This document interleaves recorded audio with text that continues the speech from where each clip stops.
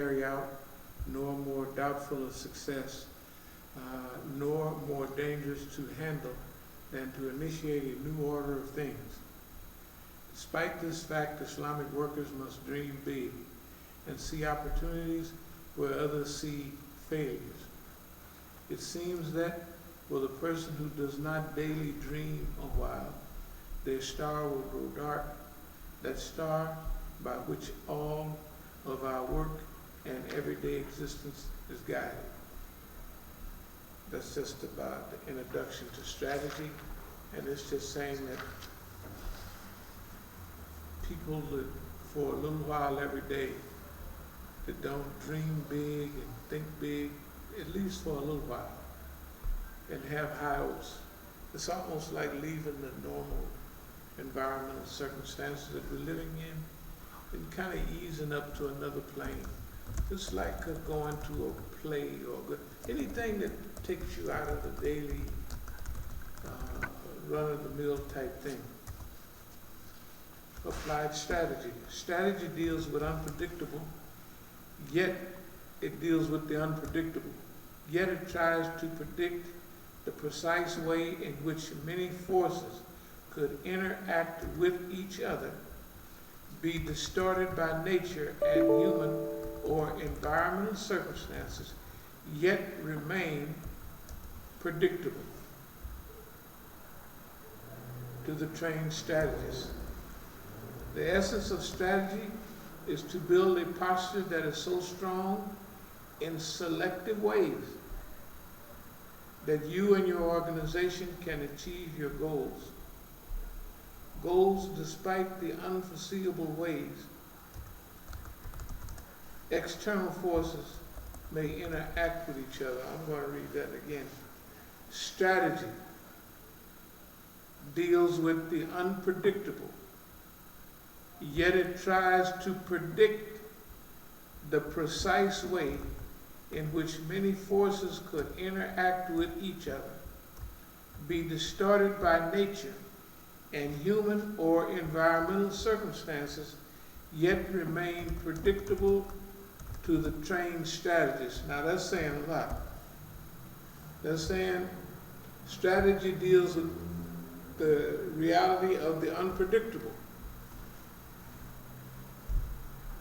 Yet it tries to predict things. It tries to weigh and measure how forces, human, animal, climatic conditions, all type of environmental and historical circumstances would work together on that thing that they're trying to predict.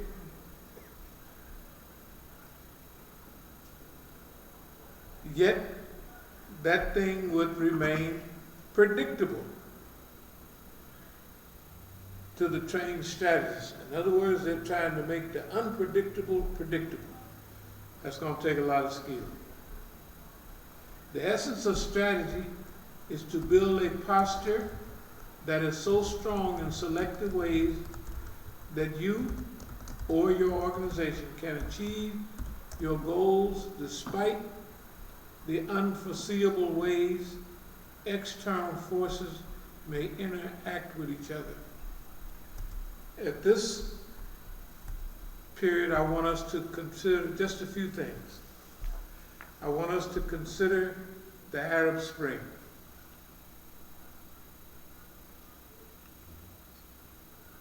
All those forces working at that time, push and pull and shift. How predictable were we about the Arab Spring? Strategic alliance. I just noted a few things. Strategic alliance. Let's see, you know who we mean. We mean Iran, Iraq, Syria, Russia. And eventually you will have to put Yemen and other, maybe even Bahrain on this. But for now, those four. How effective was we on de-isolating Iran, saying they're isolated now, that is at that time, but they're going to move out of isolation. Regional vision. I mean, really, realistically, how systematic and how educated an assessment of it was the regional vision. When too many things had to come together at one time to make that happen. It's just too many things. And it just so happens that all of them came together. So what we are doing right now is we're having a minor assessment of our own abilities. Are they really stuff that we wrote down before, so we can't change it because everybody had what was written? But we want to examine under the light of those type of things. Certain other things that we expected. Prevent the conditions of militant black nationalist groups. In unity, there is strength. Prevent the unity of black nationalist groups. This is from COINTEL program, but you can put Islam or Muslim right in their place. In unity, there's strength. Everybody knows that. Prevent the rise of a Messiah who could unify and electrify the black militant movement. Prevent the rise of a Messiah. Why is a police organization using terms that relate to biblical and other historical realities? It's a positive term. Like Messiah is a positive term. Yeah, like prevent the rise of a Messiah. What does a Messiah do? He raises everybody up, takes them on to freedom. Yeah. That's government terminology. Right. Or religious terminology being used by an oppressive government. Prevent militant black nationalist groups and leaders from gaining respectability amongst the masses. These are just some of the things that the COINTEL program had lined up for black people. We'll get into some of them as we go on. But how did we do? With those are the goals. We'll go through some of the goals of COINTEL program. And COINTEL program in the United States, COINTEL program in Europe, COINTEL program all over the world. Just like in the Quran, when it lays out what Pharaoh did and what all, it's all the same COINTEL program. Governments develop 97% similar programs to protect themselves. Now, this is something that we talk about, and it just happened recently, last November, but we want to go over it just for a second. Supreme excellence. That is, supreme excellence consists of breaking the enemy's resistance without fighting. This is all in our strategy and strategic management. This is all here. So how would we feel if this is 4,000 years old, or 3,000, this is Sun Tzu's, Lao Tzu's, different names they call it. He said the supreme excellence consists of breaking the enemy's resistance without fighting. So the highest level of sophistication is to defeat your enemy without fighting. Yeah, right. That's it. That's been the highest strategy for 4,000 years or more. The highest form of generalship is to obstruct the plans. The next is to prevent the enemy's unification of his forces. Unification of forces, massing of forces. Do you know that we have developed an open moving system? That anybody that supports what Oakland did would be shining the light on themselves as government agents. It's so clear, the stuff that happened there, if they support that. Remember I was telling you about the Black Panther type Negroes? If those Negroes came when they pulled guns and everything, okay, if we supported the original Black Panther Party several times with wealth, I believe it was enough wealth for them to leave Algeria and go other places. That's what I believe. I'm pretty sure it was. But when I came back to help the rebellion, most of them was gone. So I didn't have any reason to, anyway.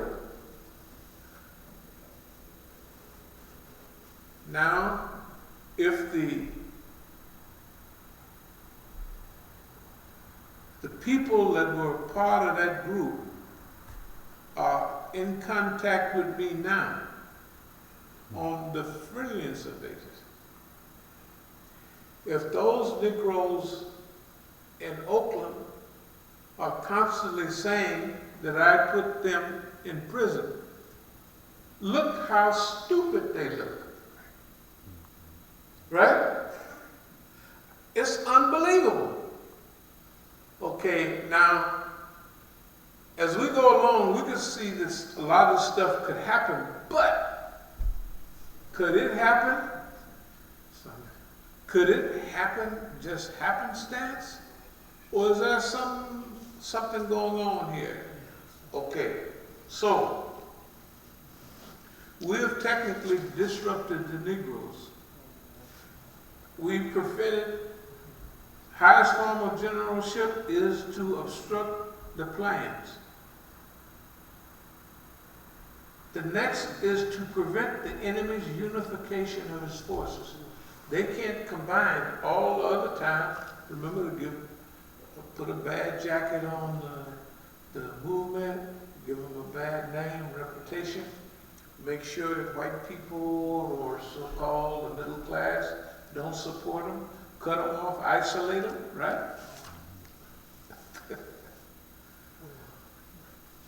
So we placed them in a position of self-exposure.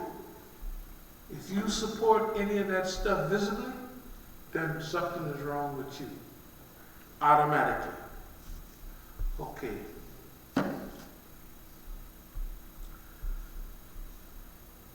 Some of the characteristics needed or possessed by the ideal leader are ability to conceive in a moment all the advantages of the terrain. B, ability to perceive the main advantages and disadvantages and how all the parts relate to the whole. C, ability to predict what the opponent will do. In military language, this talent is known as coup d'ordre. Its three dimensions are, now Napoleon was said to have this. When he come on the battlefield, he could look at everything right away, and he starts pointing, go over here, go over there. He could see the advantages and disadvantages.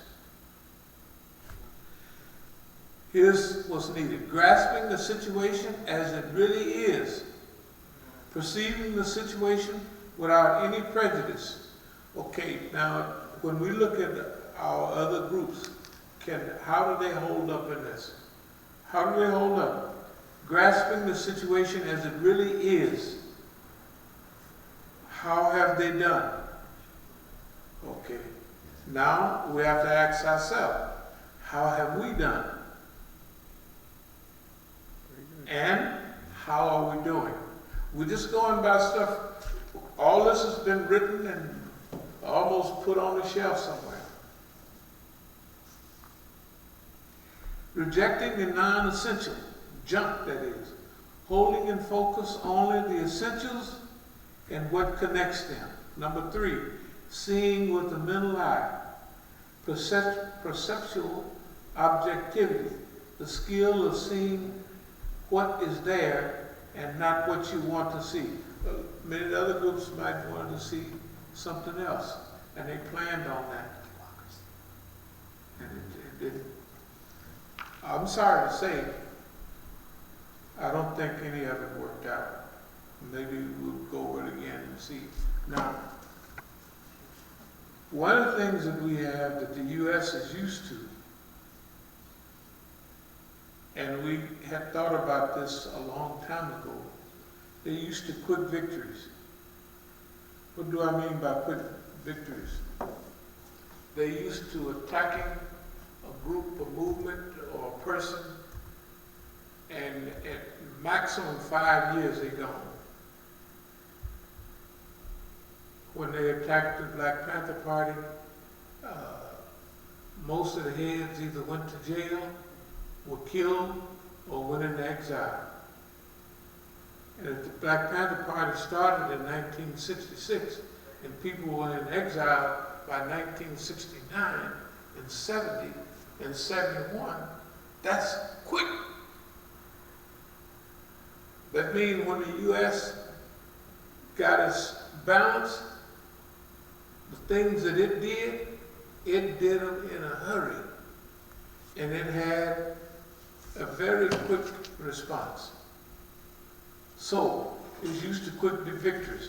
Now, what happens when you add delay in there?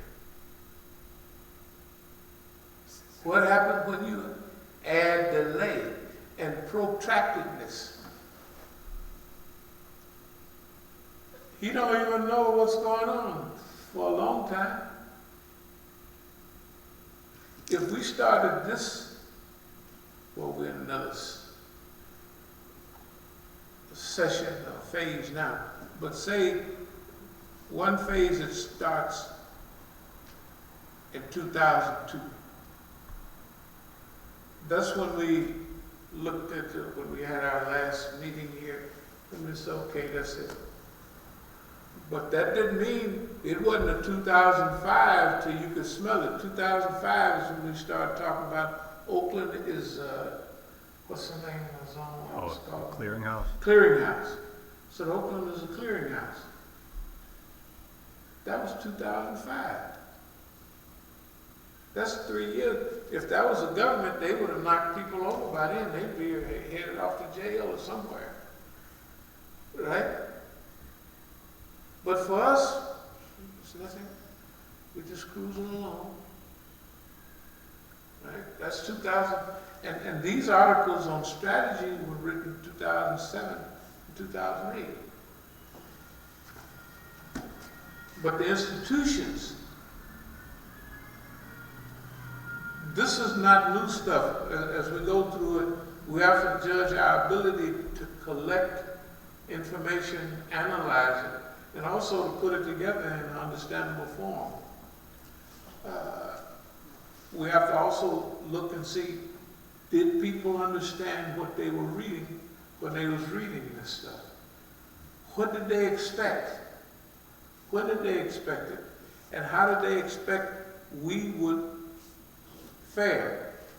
I would be willing to say that most people thought we wouldn't last no time. I thought people thought that 2007 or 8, whatever it is, that's going to finish it off. Now, CP, USA Counterintelligence Program, Internal Security, August 28, 1956. During its investigation of the Communist Party USA, the Bureau has sought to capitalize on incidents involving the party and its leaders in order to foster factionalism, bring the Communist Party and its leaders into disrepute before the American public and cause confusion and dissatisfaction among the rank and file members. This is a standard process. But this is 56. If we study all of them, if we study the group seeking independence from Puerto Rico, well, you don't hear a whole lot about the Communist Party in the U.S. now. Dix ran for president, I don't know how, some years. They used to have programs, but I guess they so heavily infiltrated. You know, one of my friends is top guy who was in the penitentiary together. He used to teach, you know, communism and like we would teach Islam. Of course, since it was a revolutionary idea, we were all friends, like, you know. Okay, now, a memorandum together with a letter to 12 key officers to bring is being prepared, requesting these officers to submit to the Bureau the identities of certain informants who will be briefed and instructed to embark on a disruptive program within their clubs, sections, districts, or even on a national level. See, before they was messing with the Communist Party from the outside, newspapers, all these funny stuff they did. But now they're saying we're going inside because there's a fruitful environmental situation that's going on now. There's little challenges, little disruptions. The Communist Party back in Russia done said a few things. Okay, so they're saying the Bureau is collecting from all their strategic locations the names of snitches and tattletales and stooges and informers to do what? To infiltrate, instigate, and do everything to bring down the Communist Party. When you think about it, no matter how, we had programs on TV, I Led Three Lives, Manchurian Candidate, all that from way back in the 50s. They had people thinking communists was almost robots. They're pretty mean people. You would never think of having one for a next door neighbor or a friend even, because they was ultra human. They were brainwashed. Okay, so they will seize every opportunity to carry out disruptive activity, not only at meetings, conventions, etc., but also at social and other contacts with members of CP leaders and leadership. That's what they did. Now, about 6 years ago when this stuff started in Oakland, I could see this pattern. And the reason that Mukhtar was doing it is because the pattern was clear.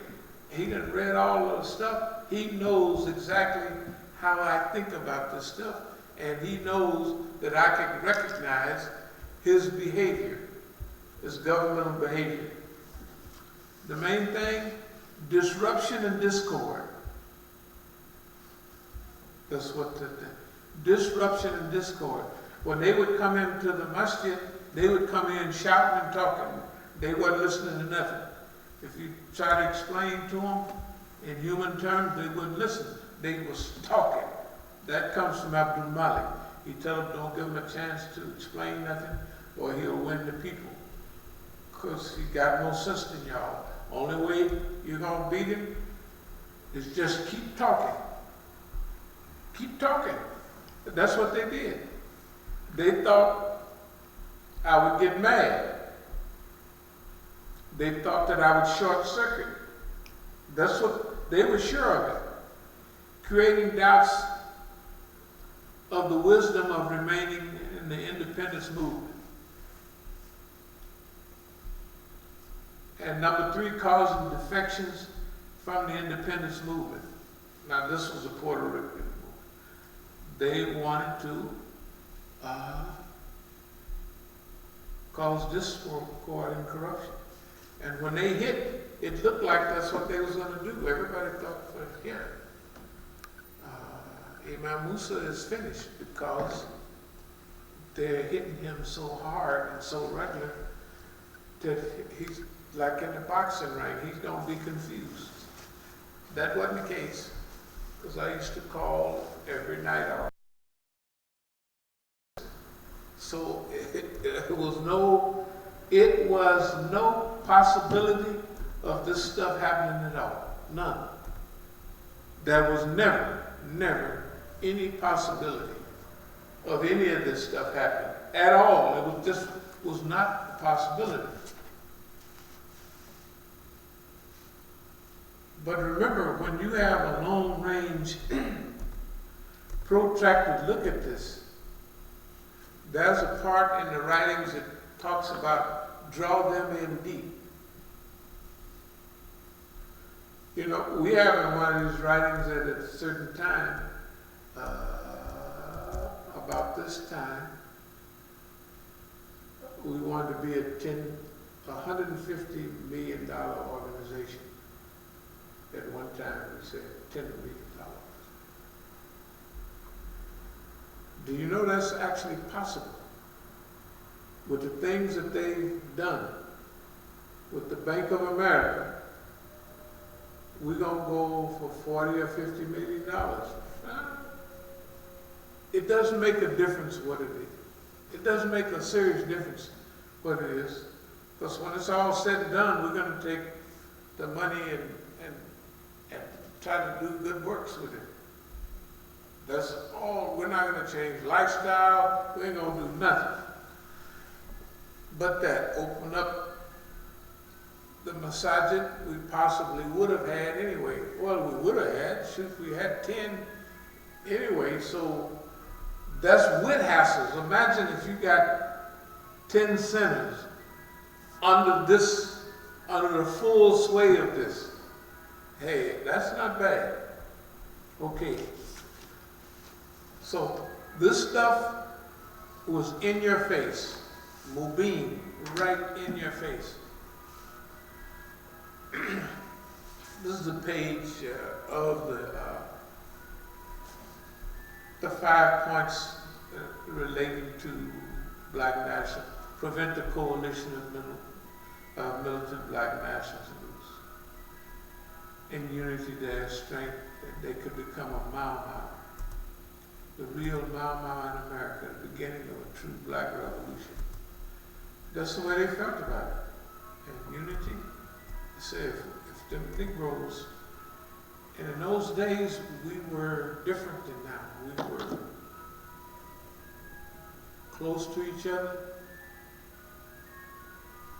just coming from the South. Even the ones in the North was only a generation up. You know what I mean? We were better people, there's no doubt about that. Prevent the rise of a Messiah. Here they say Martin Luther King, Stokely Carmichael, Elijah Muhammad all aspired to this position. Elijah Muhammad is less of a threat because of age. King could be a very real contender for this position should he abandon his supposed obedience to white liberal doctrines. Look what the police say, white liberal doctrines. And it was 1 year later he gave that speech at why I oppose the war in Vietnam in 1967. 1968 he was dead. Prevent violence. In other words, they want to prevent black people from tearing up their country. Prevent black militant groups and leaders from gaining respectability. But they say by discrediting them in 3 separate segments of the community. The goal of discrediting black nationalists must be handled tactically in three ways. You must discredit these groups and individuals to the responsible Negro community. Roy Wilkins in it. Second, they must be discredited to the white community, both the responsible community and to liberals who have vestiges of sympathy for black nationalists simply because they are Negroes. Third, these groups must be discredited in the eyes of Negro radicals, the followers of the movement. You may not believe it, I don't know if I brought my phone, but the Coons are so crazy, they was trying to take a perfect reputation, right, and discredit it. No, they haven't stopped. They do it right now. I don't go and look at their websites, but I know what they send me on the thing. People loved you. We believed you. You had us all fooled. And now the FBI is setting you aside as an informant. That's what it is. Okay? That's okay. And look, the more they talk, the more they drown themselves. Remember, protracted and delayed. That has been the saving force. Draw them in deep. Draw them in deep. All of those things we have done and we're still doing. Okay. Number 5, see how this fits. A final goal should be to prevent the long-range growth of black militant, black nationalist organizations, especially amongst the youth. Specific tactics to prevent these groups from converting young people must be developed. I say drugs, heroin and all kind of drugs. And it worked. It worked 150%. They got it. And now they're doing it to white people. Gang violence, killing each other. The drug war, longest war with no results. The drug war, if they legalize drugs, it would be just like legalizing alcohol. The company would put out heroin and it costs you $1 a day, $2 a day, right? To have your shot of heroin. Or snort it, however you want to take it. And you could go to work, just like Ray Charles could still sing and you could do all your stuff. Wouldn't hurt you at all, right? But they don't see it like that. How would they keep the Negro down and dead if they didn't have the drug trade? Who gets all the money in the drug trade? Why they do. They let us deal. Drugs is a closed-in system. It's so mean. Drugs come into the community.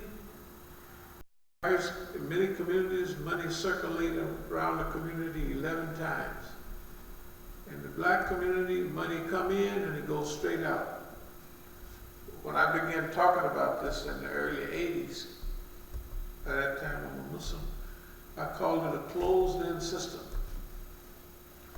It's like a black hole. Nothing escapes except to the white man. Number one, when you sell drugs, it turns the community in on itself. It destroys the fiber of the community. It destroys it. Where you used to, everybody in the black community didn't lock their doors.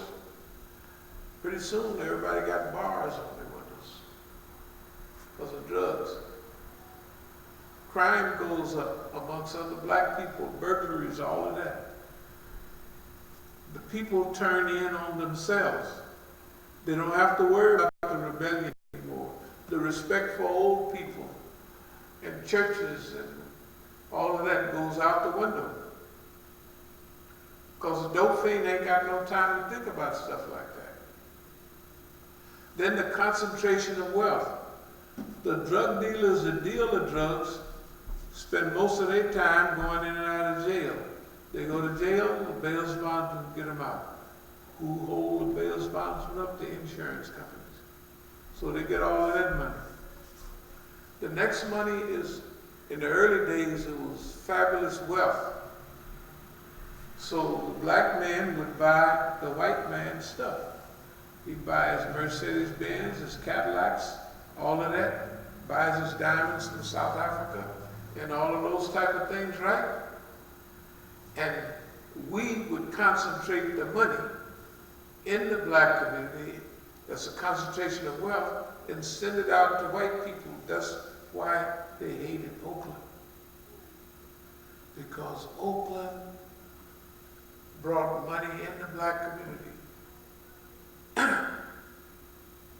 I haven't did thorough research on it, but I have never heard of any other city in the United States that had a system like that. All the black men that were selling drugs, they crew got money. But they didn't set up a system where everybody in the region got money. You see, that's different. That is true black nationalism. That means you control the goings and comings in your community, and you help circulate the wealth. That's pure black nationalism and black capitalism. So the white man knew what he was doing. Gang violence and what have you. All that started, that was big all in the 70s, late 70s, 80s, 90s, all that. Then they took all the good rappers that talked about revolution and everything, took them off the circuit and put them dumb Negroes, gangster rappers in there. The gangster rappers didn't know what was going on. They thought this was a break for me. But they could smell what the system wanted. They could smell it. So they said, they don't want that. So we're not going to give them that. So the white man controlled, it's not only the black community, this is the SDS, Students for a Democratic Society, preparation of leaflets designed to counteract the impression that SDS speaks for a lot of the students, instigating of or taking advantage of personal conflicts. Imagine how hard it is for people to get along. And here's the government standing back there, watching and waiting, and sniffing out who likes who don't like who wants to go with who don't like who, right? And instigating that. It's almost impossible. So,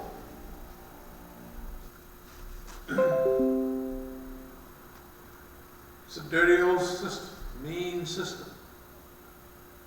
Okay.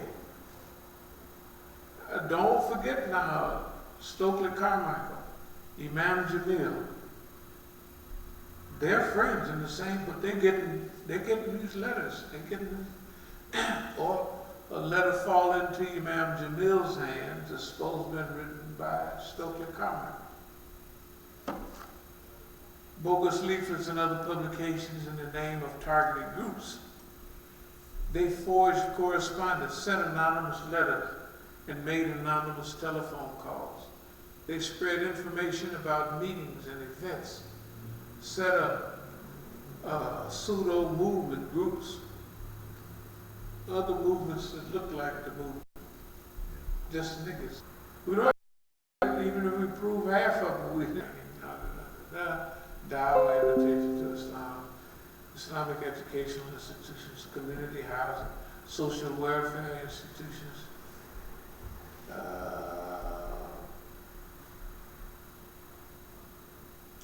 all these filmmaking, news production. A lot of people think this stuff would be new. This stuff has been on the books. Property acquisition, consulting. We got so much experience, we can consult with other groups.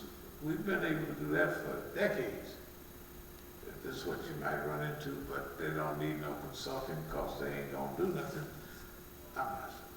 So therefore, okay, but now, as we move toward a close, how have we done? How have we done as a movement, as an organization? Did we prepare correctly? Strategic management, situation, and scan your environment. What do you come up with? We got stats of this, but this is what we came up with right here. Then after you came up with this stuff, then you put it together in a workable package. Then you make your strategy. After you done scanned the environment, after you done studied the environment, you done studied its history, its ways of thinking, historical activities dealing with other people, how it visualizes itself. All of those things you put in your situation analysis. Then you formulate your strategy. Then you implement the strategy. Then you come back every now and then and evaluate the strategy. That's one of the periods we're going through now. We're evaluating our strategy. How did it work? Man, when we go over this stuff, it is a miracle that we're here. I can do it. This is the gigantic mistake of this crap. Number one was longevity. Number two was delay. And number three was the lesson that the people learned from this whole escapade. Remember, it was all public. This has all been public. Especially the last 6 years. Public, everybody see it, nobody can say, they may just lie, but they can't pretend that they don't know what's been going on. Therefore, for us,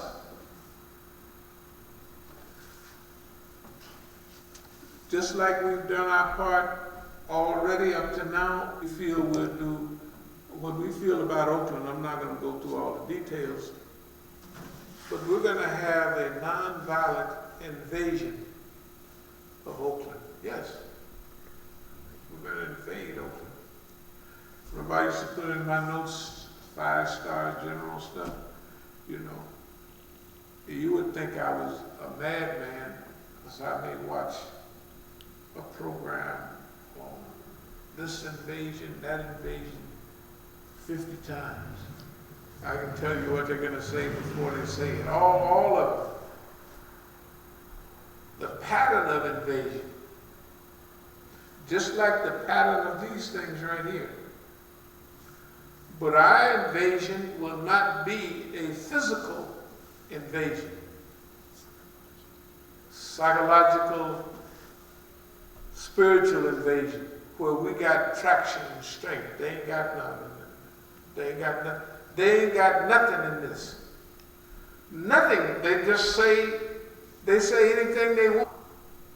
And I hope somebody do believe it, because I'm going to call them on the carpet. Why did you believe that? Tell me what's in that. I would like to hear them say, yeah, I believe it because of this, that, and say, well, that's fine. And here's such and such and such. And here's such and such and such. Just a minute. I have 10 more on that same subject and 20 on some subjects. So, yes, we're going to invade California. So we're going to change a little bit because usually we tell everybody what to do. We're not going to tell them nothing this time. Let them figure it out for themselves. You know, let them figure it out what we mean by spiritual invasion. Let them develop a spiritual defense department, which they don't, right? Let them figure out all this stuff.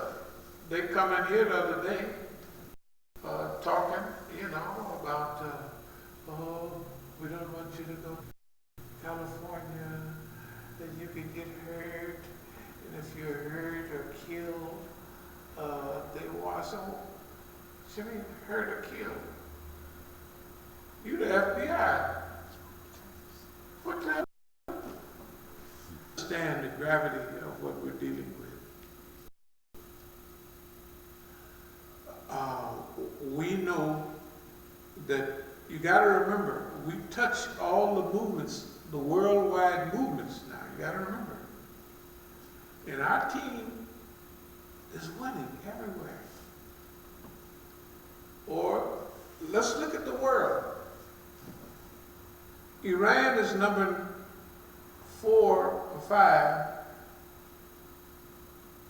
in missiles and in drones and all of that. That's not bad. That means in 5 years, it might be number 3. Because it had an 8-year war and didn't nobody help it, so it ain't going. And you can't tell them, I don't want you to have this. No, you don't have no right to.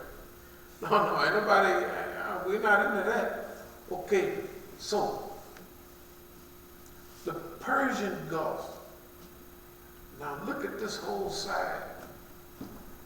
They have Afghanistan, and Iran is now tight with Afghanistan. First of all, a lot of Afghanistan is Shias, the Northern Alliance, and all of that. Mazar Sharif, all of those are all Shia places. But all the guys that used to hate Iran, the Taliban, whatever they was, they're now, you know how the enemy of my enemy is my friend, something like that. So them guys, they have shifting alliances. Pakistan is automatically friendly with Iran. Iraq is part of the strategic alliance. So Iran is surrounded by people who are buffer zones. Syria, coming off the invasion or the fitna in Libya. You remember Libya got $34 billion in gold. And the first thing they're going to take is the gold. They be taking gold for, hey man, we got the gold. And look at Libya. Just the other day, all of this fitness is just a shame. And everything in Libya is set up to mess up the whole Libyan society. Gaddafi, whatever he did, he gave it stability. When they finished with Libya, they went right to Syria, thinking, we're going to knock this one out, we're going to knock that one. That's what it looked like at first. That didn't last. Now, Syria is stable, but look at the wars. They done destroyed Iraq. You got to rebuild the whole country. Billions of dollars, trillions of dollars. Syria, you got to rebuild the whole country almost. Iraq used to be, they used to print books in Egypt and they would read them in Baghdad. the most progressive Arab country in the 70s was Iraq. Okay. Lebanon used to be the playhouse of the Middle East. All the kings would go there. Now they don't even go there at all. And look what they did. It was just last year, they hijacked the president of Lebanon. Can you imagine? Saudi Arabia hijacks the president of another country.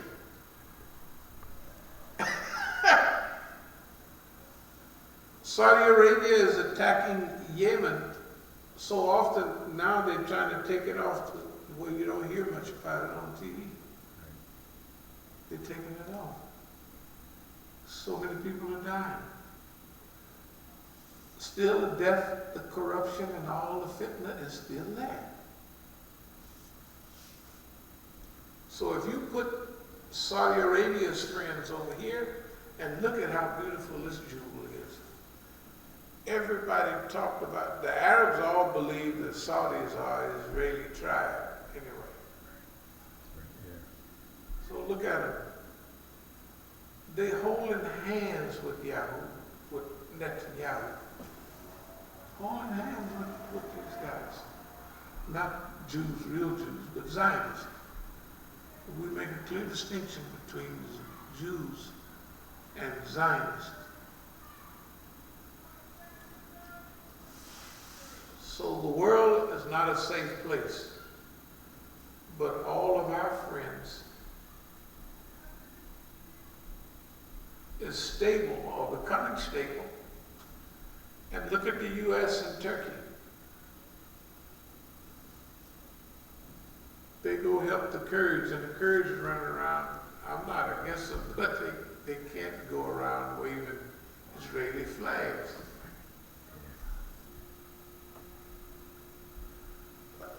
This invasion of the West Coast is it's going to be a nice experience. We should also realize that we're not stupid enough to fight other Negroes.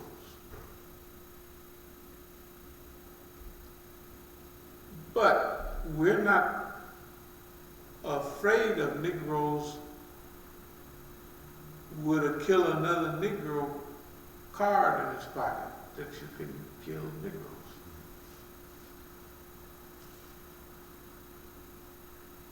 This idea of fisabilillah, as the Fed said, martyrdom, he didn't realize there's different times in your life. You're always prepared for martyrdom, but sometimes you're juiced up for it. You know what I mean? I remember there's times when I was just juiced up, ready to go.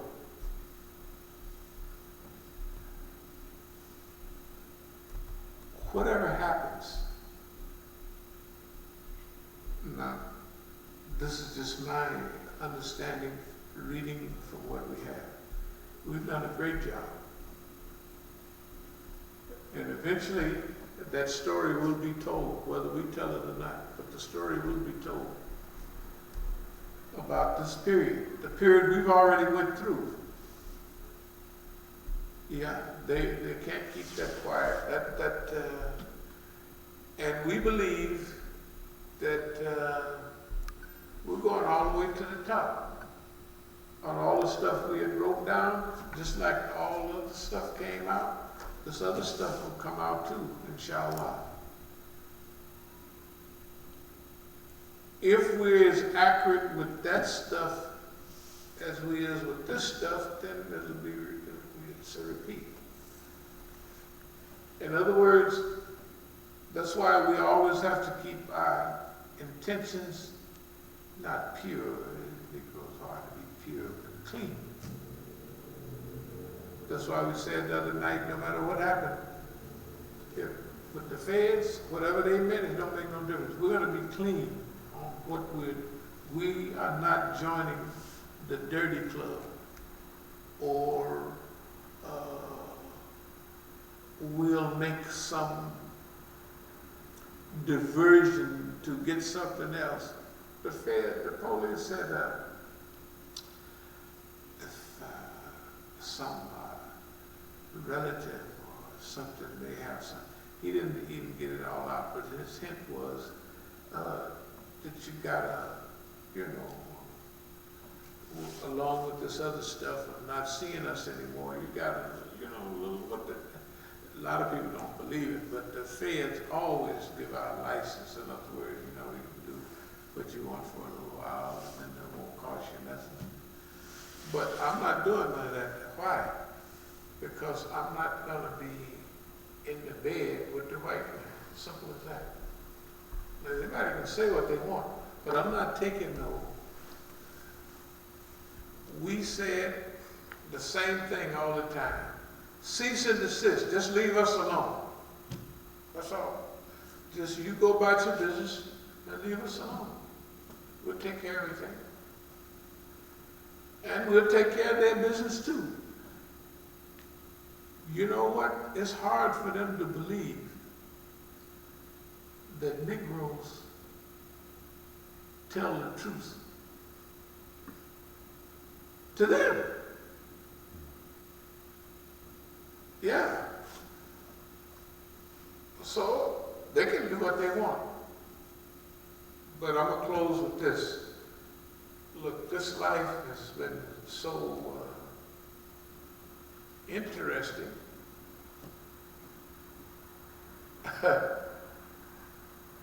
Was you at the class the other day? I know how you was, when I was talking about success and failures. Yeah. And how you look at things. Yeah. I said, if I looked at personally my life, I could say, well, you're a failure because you were going in and out of jail when you was a kid, and you missed all the kid stuff that people was doing. Then you tried to start a whole black enterprise, and you didn't organize all the black people for black mafia is what they was called. Then you tried to help people in Africa, but it wasn't enough for a revolution. So you actually failed. Then you come back here and go to the penitentiary. You tried to beat your case with the white man and it failed. Yeah. And you wanted to establish masajid all over the country and you didn't do it. You could say it was a failure. In South America, you tried to cut off the Colombians down there and bring the Negroes in to run interference, and so they would stay down there with all the blow and give it to you, and you would have it all up here, and they would never do like they got it for the last 40 years, control, that the Negro would control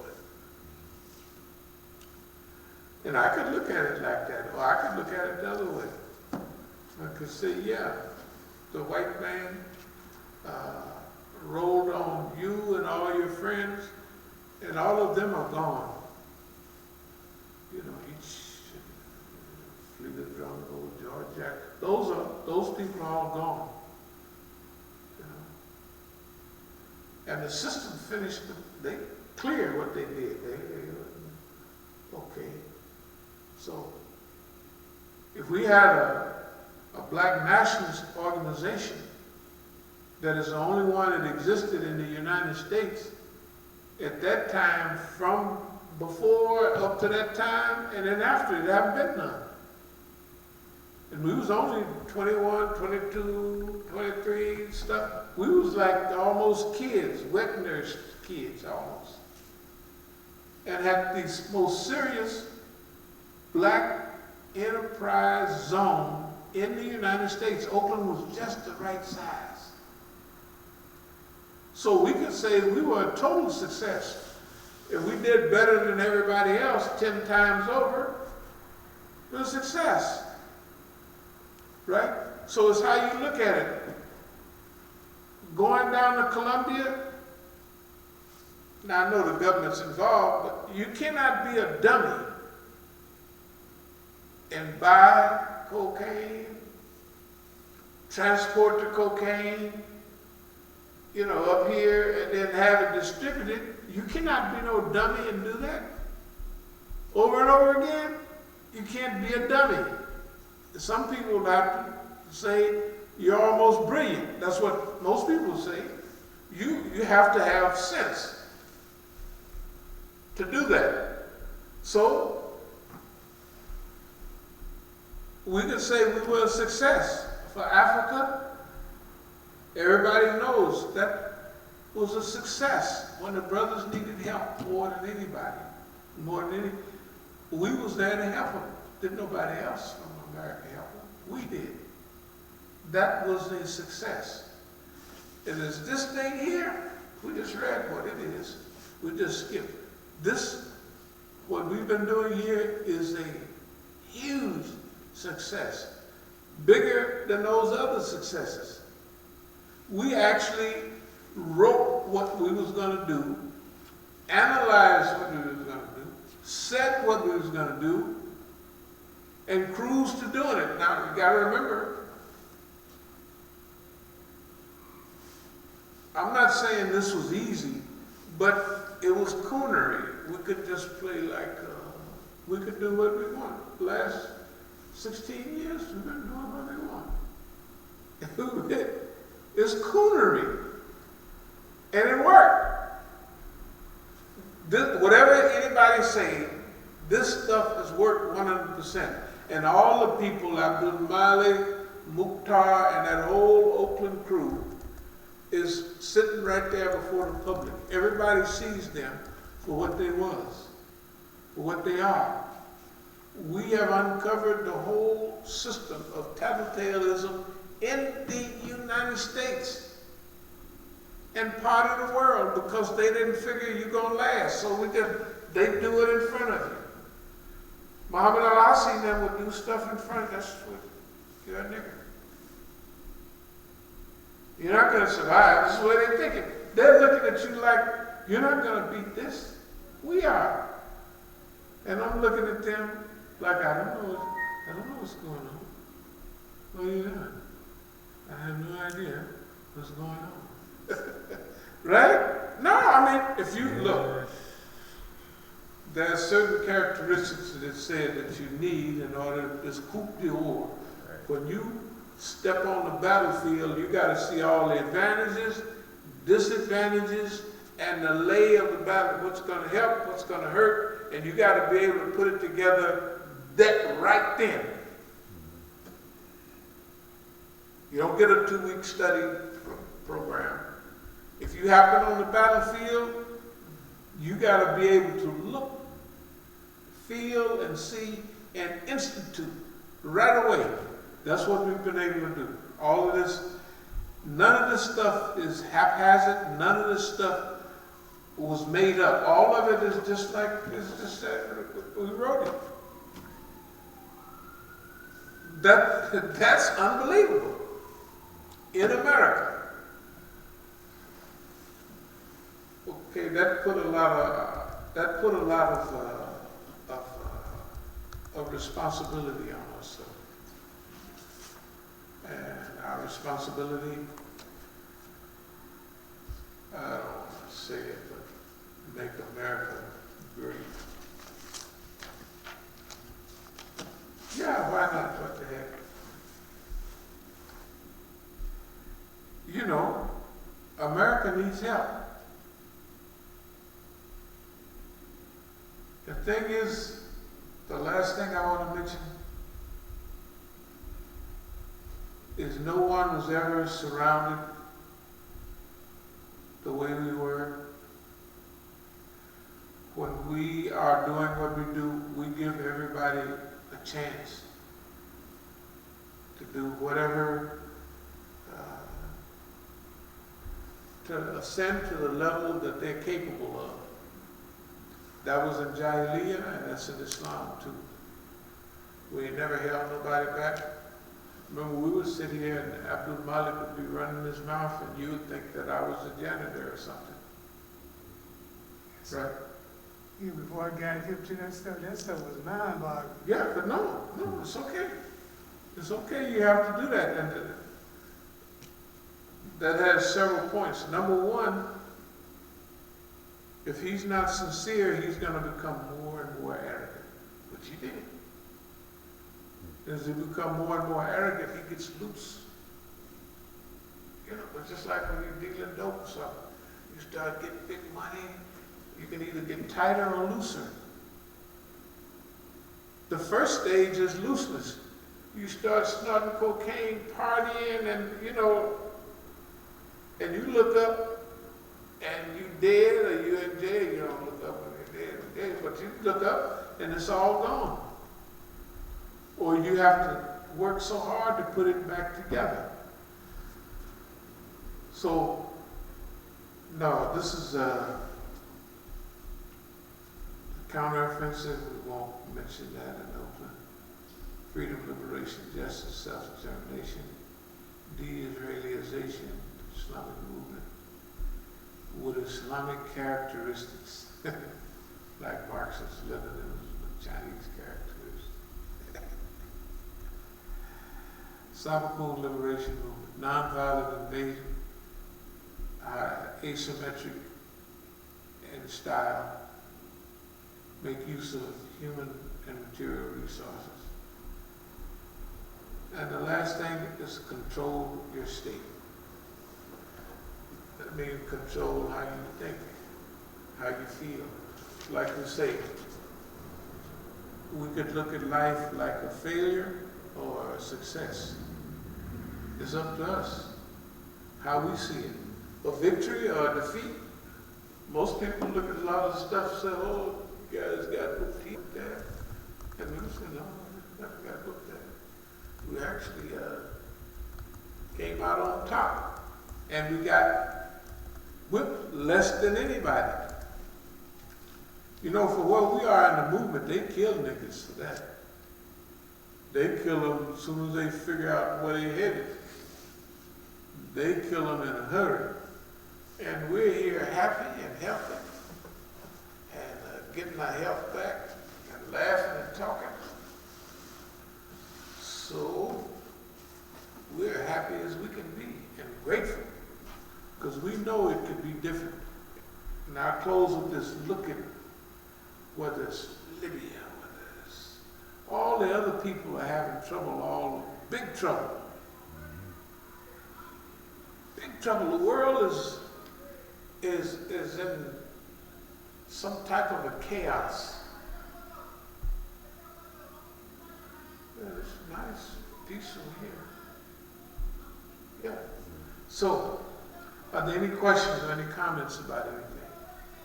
Yeah, actually I do. So how do you, you were kind of talking about how, you sitting while dealing with some of the other speakers and leaders, and they just kind of down talking you, treating you like a child and stuff. In those situations, how have you trained yourself to keep your ego in check? Like just to not suffer those insults, but how do you manage that? You know? I know exactly what you're saying. Tell everybody else would be insulted. Right. But that's the way it was brought up. Remember, we talked about the game that my father was born in 1900. Right. So what they dealt with in those days was different than what we dealt with now. And my father had plenty of game. He gave, man. But it wasn't the same. We may not do that. But they had to have a certain attitude. They couldn't go down there telling the white man, rock up, and they was in Dixie too. They was way down near to Louisiana. They was in Arkansas, and shoot, you can't get no farther there. Mississippi is right next door. Mississippi. Right. So it's a combination. It's a combination of the old Negro, which they don't know nothing about, and his psychology. Black militancy and what we have now, Islam. They have access to studying and researching those last two. Yeah. Islam and black militancy. They were right there. But there's no FBI agent that was around in 1910, 1912, 1915, 1925. They wasn't there. Therefore, they don't even have in their brain. They don't have it.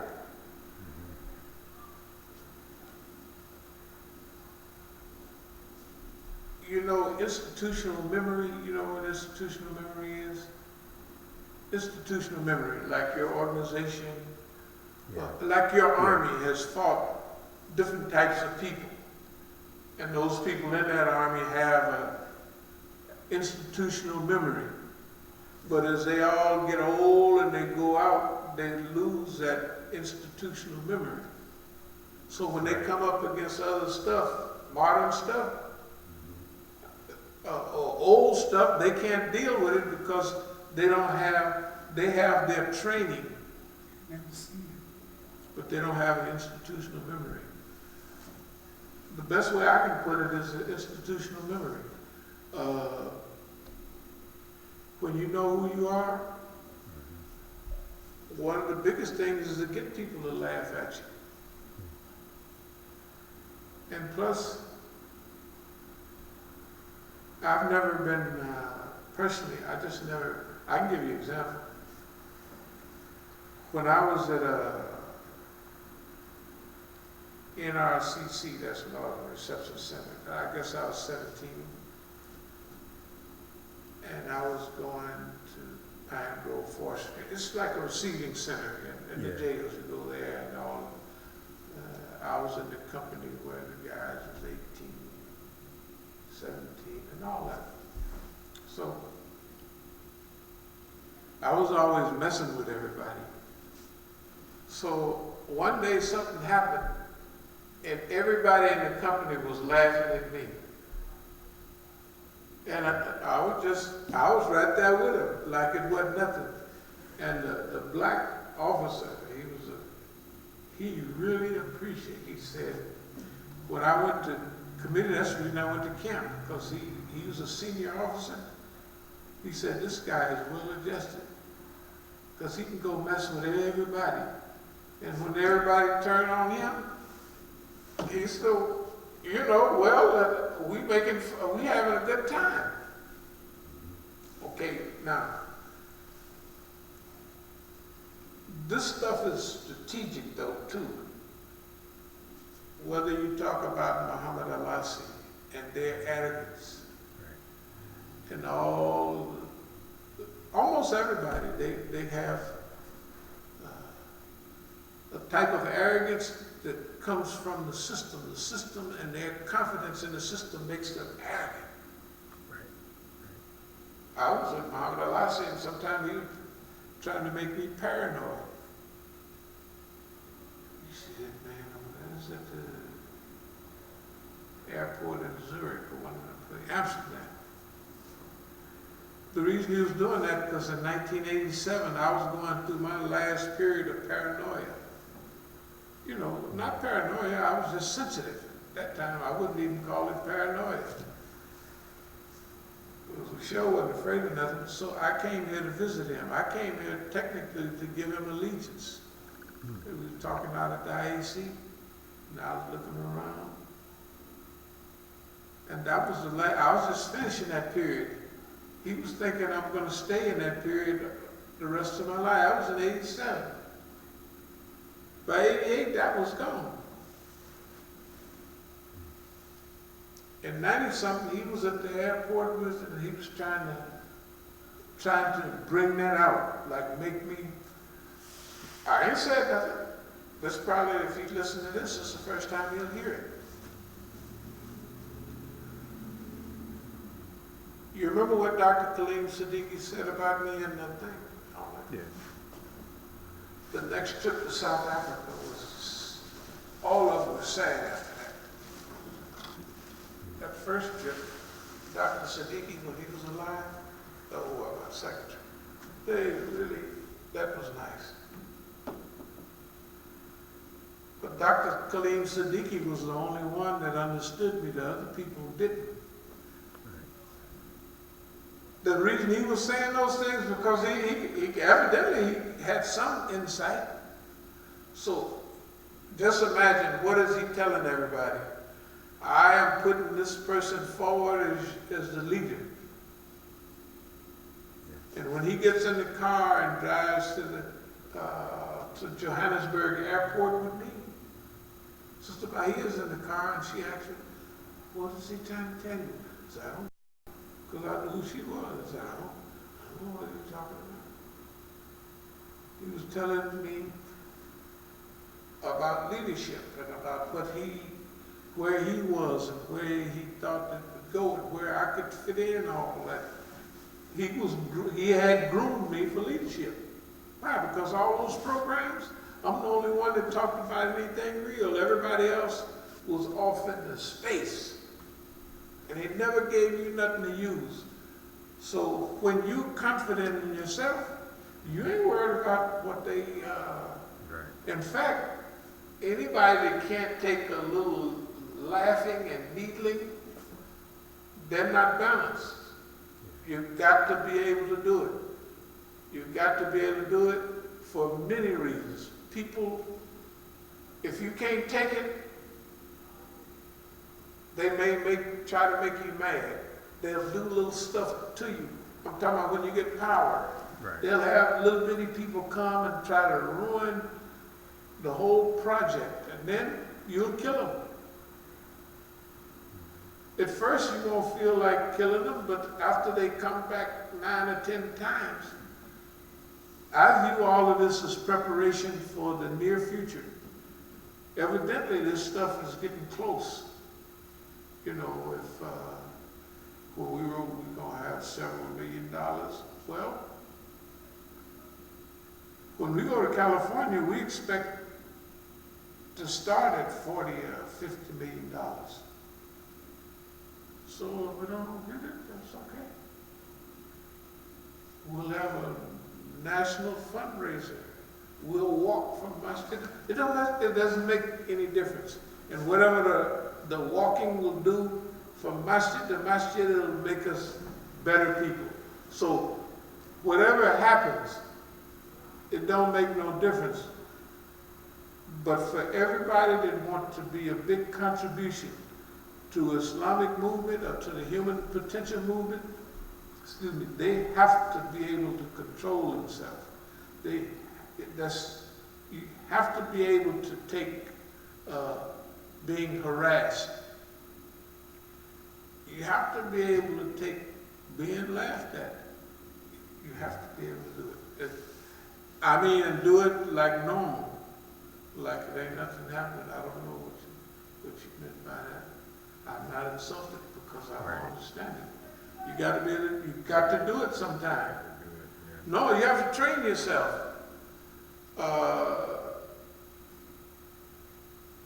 To me, you asked what training. Yeah. I don't know whether it's training. I think it's half natural. Because see, I listened to my father and them. All the other kids didn't sit around. They dad and them, and then they was old too. And I just was listening all the time. Yeah, I respected the game he had. And must have been something valuable to it because it ain't missed a stroke yet. But you have to be able to bear with those unforeseen attitudes. And then, just being realistic, people get jealous of black people. They be jealous as hell. They be just jealous. They just jealous. Their girlfriends or their wives, they look at you, they say, look at that, look at that. That's what and they know that You know what I mean? When we're in a mixed crowd, you ain't never seen me look at one of them or look up at one of the girls when they serve the food. Right? And no, none of them ever walked in here or had any threat of me saying nothing to them. Because whatever they do, they're not worth it. It's not that they're not worth it. Anything that would happen as a result of them being women and me being a man is not worth it. I already know that. I got lucky, found that out a long time ago. It's not worth it. Character, ethics, all of that is what matters. But other people don't feel that way. They be looking and rolling their eyes, and they feel insecure. And then they little funny acting police too. That don't make them any better. You know, that has a deadly effect on people. But I will say this: I think that this time we're going to be, as a team, we're going to be able to work through most of whatever it is we have to work through. That's just the way I feel. Yeah, that's what I think. Anyway, any more questions? That's all I got. Thanks. You know, I would tell you, you don't know about Kingfish and Andrew H. Brown and them people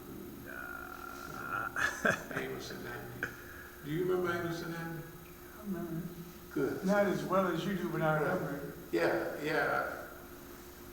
Amos and Andy was buffoon Negroes. Mainly it was Andrew H. Brown, the Kingfish, and it was just stupid. But you can run that stuff on white folks. Yes, you can. You can run it right on white folks, and they never know what. Because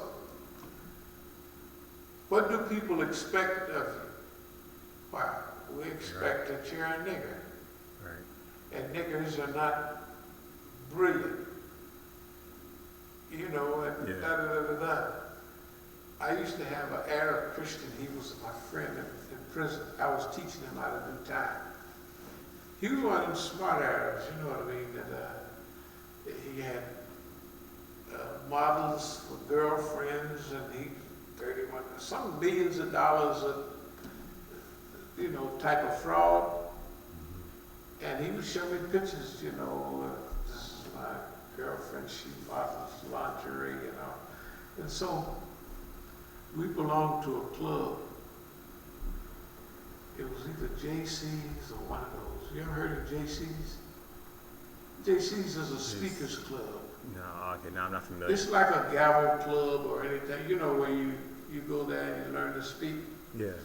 And I would go there and speak, and then I really like to speak there and hook stuff up.